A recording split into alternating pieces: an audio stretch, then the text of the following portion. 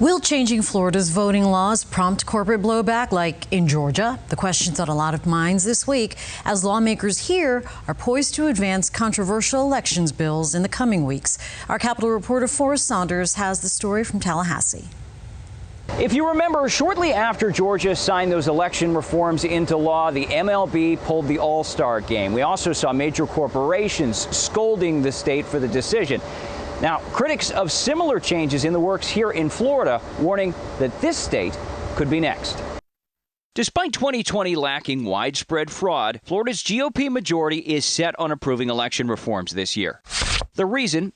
A familiar refrain. It's about making it as easy as possible to vote and as hard as possible to cheat. The thing that I'm after is easy to vote, hard to cheat. In general, bills in either the House or Senate would restrict or eliminate ballot drop boxes, limit who can pick up or drop off ballots, increase how often voters need to request mail ballots, and cut private funding for local election offices. The legislators are trying to make it harder for you and your family members to vote. The president of Florida's League of Women Voters warns though policies aren't exactly what Georgia approved, repercussions could be similar.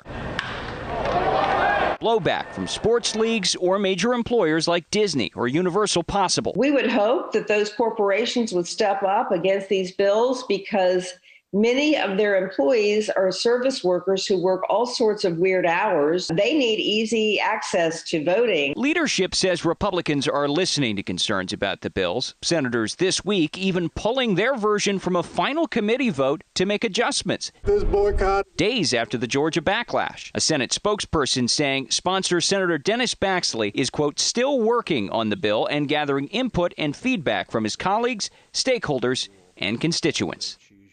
Now, postponement can be a death knell for bills late in session, but we still have plenty of time left. We're just at the midway point.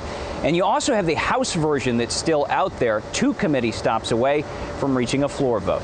That's the latest out here at the Capitol. I'm Forrest Saunders reporting.